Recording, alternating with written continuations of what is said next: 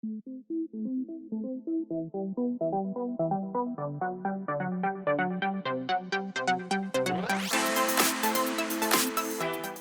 everybody, this is Graeme, and today I'm going to be looking at a game called Ayar. I think that's how you pronounce it. The game takes place in ancient Peru, where the sun god and moon god had 4 sons and 4 daughters, which are the Ayar pairs in this game. As the Ayars traveled north, they would spread knowledge to the people, but unfortunately one by one they would meet their fate until only one pair remained, and they would found the Empire of Tawantinsuyu, or what we would refer to as the Incan Empire. So it's a nice little backstory and kind of thematic element to this game. As for the main mechanism, this one is quite interesting. You're going to be placing a piece onto your player board that matches one of the brothers on the main board, and moving that a number of spaces. You're then going to be selecting an action that is now behind the brother that you just moved. At the end of the round, one of these pairs will retire, meaning the next round you're going to have fewer options based on which brothers you could have the option to move. Now the main reason why I got this game is because it's the third of a trilogy that I have enjoyed so far.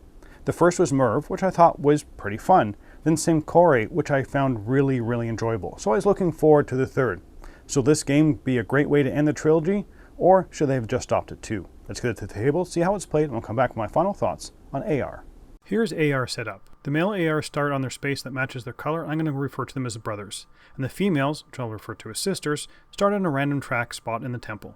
Place 1 Veracocha at the start of each temple track.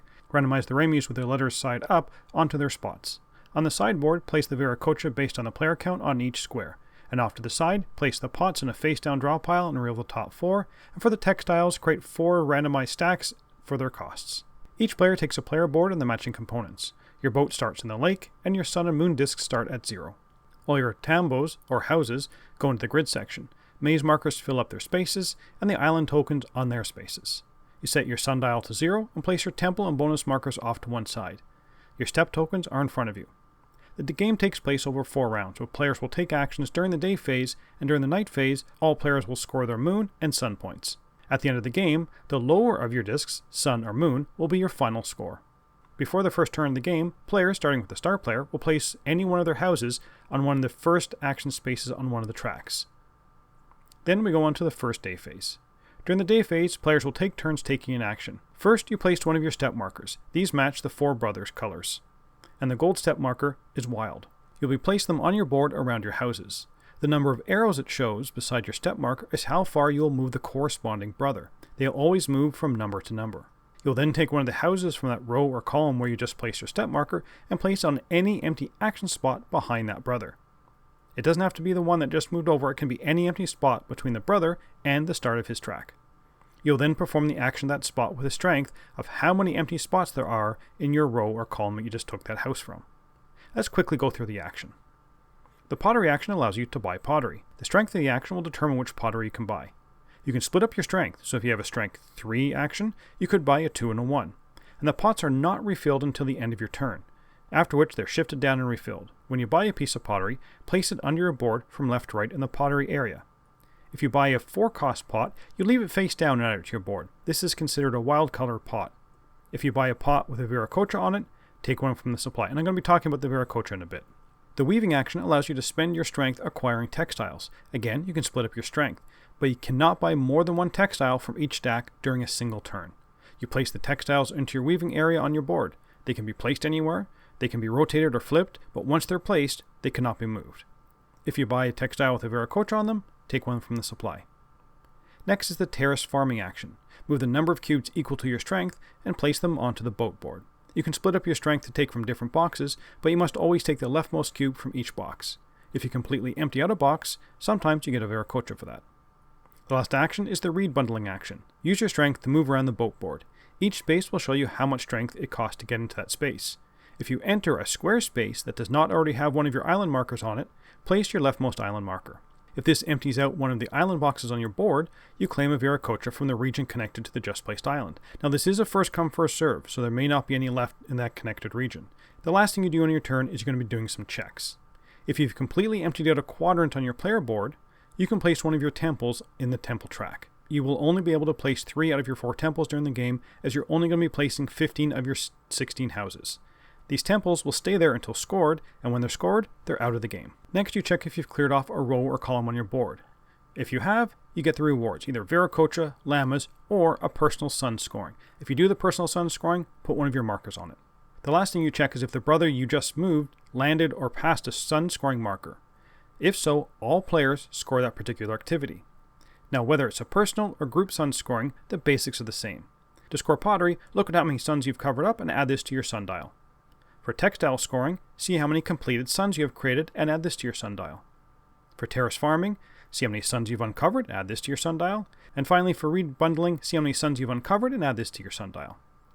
Now, if a brother ever reaches the 30 spot, all players can score 2 different activities for the sun points. Every sun scoring tile will also have a minimum that you need to get a bonus. So if you get this many suns from doing this scoring action, you'll get a llama. Once it's been scored, you flip the tile over to the second side. Once it's been scored a second time, it is removed from the game. Once all players have placed all their step markers, the night phase begins. The brother that is furthest behind, that is, on the lowest number, retires. If there's a tie, then the matching sister on the lowest level breaks the tie. Remove the brother from the board and place him in the temple. The player has the most maize on the boat board receives the Veracocha from that temple line. The sister then moves across the temple, and each of the player's temples that are on that track will score one at a time. First, you'll receive a placement bonus. Move your moon marker that many steps forward. Then, you score the temple that they have placed. Like sun scoring, each activity scores moon points slightly differently. For pottery, you look at the sets of the same color pottery. It doesn't have to be next to each other. Add all these points to your moon score. For textiles, look at the left most completed column and score that many points. All previous columns must also be completed, but they do not score. Add these points to your moon score. For terrace scoring, add up all the moon points from your empty boxes. All empty boxes in this area score. And finally, reed bundling. Look for the highest value island where you've placed an island and add that to your moon score. Now only one island will score here. After the temple is scored, it is removed from the game and the sister continues along her path. Players will then remove their personal step marker that matches the brother that just retired and do a personal moon scoring based on where they placed it on their board. Once the sister has met the brother and all moon scoring is complete, all players add points from their sundial to their sun score. Now you do not reset your dial. It only ever increases. It will never decrease. And finally, the first player moves, the next round starts. Now let's quickly talk about Veracocha. When you receive one, you must immediately place it on one of the 9 spots on your board. When you've added a number of Veracocha to a space as there are bumps beside that Veracocha symbol, the bonus is activated immediately. The 4 slots next to your actions increase the strength of that action by 1 every time you take that action. Here, we'll give you just 1 llama. This will score you 2 points for every one of your personal temples still in the temple area when you do the night scoring. This one will give you an extra sun every time you do sun scoring. This one will allow you to move one of your step markers in the moon scoring area of your board. You do not get to score the new position, but it does free up a spot so it can be scored again later. And finally, this one will give you 6 sun points on your sundial for each personal sun scoring you've already done, and that is placed one of the tokens in your personal bonus area. At the end of the game, after the final night scoring, players will get a chance to use their llamas to move their lowest point marker. You cannot split up the total points between your markers, but you can split up your llamas. So if you have 7 llamas, you can allocate maybe 3 llamas to one of your scoring markers and 4 to the other. Move your scoring marker or markers based on how many llamas they've allocated based on the chart on the board. And finally, the players with the lowest point score is the winner. Let's get back to see what I thought about Ayar. On to theme and components. The theme on this one is interesting, and I learned another interesting story. I'm not sure it really carries through the gameplay. Yes, the brothers opening up more action spots, which I guess could be considered, the spreading of knowledge. And the pair does retire at the end of the game, just like that story I said at the beginning. But the theme really doesn't help with the teach of the game. So though it's an interesting one, this is not a very thematic game. Now, onto the components. I like them. I love the look of the board, and the wooden pieces, the Ayars, are nicely printed. The iconography is pretty minimal, but does a good job. The rulebook was pretty good for the most part. There were maybe just 1 or 2 things that weren't as clear as I would have hoped, but it's no big deal. So I liked the look of the game and thought the components, although not spectacular, there are just some wooden cubes, they were, pretty good. For the gameplay, I found this one so intriguing. The fact that you have a kind of diminishing options as the game goes on is a nice twist. It reminds me of games kind of like 5 Tribes. The first round you have lots of options, but they're all pretty similar in strength and how many points you're going to get from them. But as you get fewer and fewer options, it becomes more meaningful as to which actions you're going to be taking. And what fascinates me so much about the game is the fact that you as you play, you're actively cutting off scoring options to hopefully achieve larger ones later on in the game. During that first night phase, you'll probably score no moon points, or maybe very few. But do you score any points during that first phase, or you say, you know what, I'm not going to do any terrace farming, for example, in this game, and just score nothing now, and just concentrate on the other items and say I'm going to give up the moon scoring and the sun scoring for that. Usually I found that players will focus on just a few of their activities. Almost always they'll abandon one or two early on so they can maximize the points in the other areas. And this leads to another interesting part of the game, and that is timing, which is another piece that I love. This game revolves around making sure you're always maximizing the timing of when things are happening. From the Graeme scoring on the main board, to when you trigger your own moon scoring, to controlling which brother will retire each round, can be critical to whether you win or lose this game. And that last piece, controlling the retiring brother, may not sound like a big deal, but it controls which temple tracker is going to score that night. Again, it's all about timing. If I have one or two temples out there, I want them to be triggered as late as possible in the game so I can work on maximizing them before they're triggered. This timing is usually done by the last player for that temple track, but not always. In most games I've played, that last player in a round usually has a really good decision point to make. Which brother to retire and which temple track to trigger. Another piece that kind of grew for me was the Veracocha placement. You're not going to be activating all your bonuses in one game.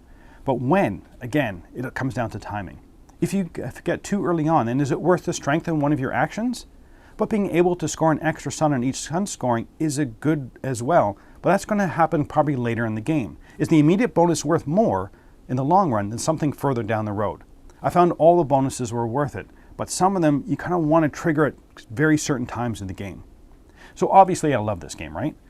Well, I do like the game, but I'm not sure how long it's going to hold up in the long run. Although I love the puzzle, I'm finding that I'm approaching the game almost kind of exactly the same way each time. I know what bonuses I want to go for, usually, between one or two. And I see the Graeme scoring, and I make a pretty quick call as to which activities I'm going to be concentrating on. I still like the puzzle and managing that timing, but I find that each game pretty much plays out the same. This is not to say the game is predetermined, far from it, but it kind of comes down to who can manage the timing the best, and sometimes that just might be out of your control. Like, oh, if I'd just been able to score this moon scoring on a later round, I would have won, but you were, as the last player, made sure it was triggered earlier. Maybe there's something I could have done in the round, but maybe not. So would I recommend this game? For sure. I have no reservations about recommending this one. I realize it's not an overly thematic game, but I did enjoy the theme that it was going for. I really like the look and the layout of the board. The game is a very quick teach. Yes, the bonuses might take a little bit, but it's still a pretty straightforward teach. The game is also quick. With 3 players, I'm routinely done in 75 to 90 minutes, and at 4, it really wasn't much longer than 90 minutes. And for a game with these interesting decisions to be made almost every round, I thought that was pretty good. I really love the main mechanism and how there are diminishing but more impactful actions each round.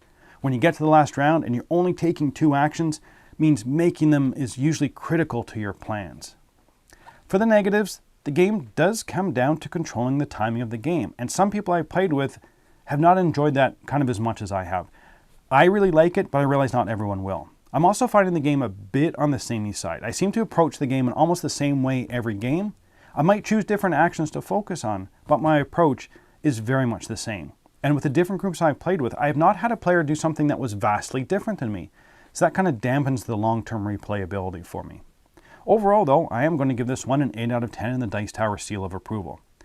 I do prefer Sankore more out of this trilogy and would give that a higher score, but this one is still a good, quick, and fun game. Starting with a simple premise of moving a meeple and taking one of the 4 actions leads to a great puzzle of how to maximize the very few actions you get to take during the game.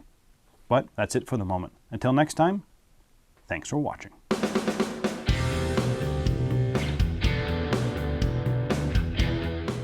Hey everybody, thanks for watching this video. If you like this review or whatever you just watched, wasn't it amazing?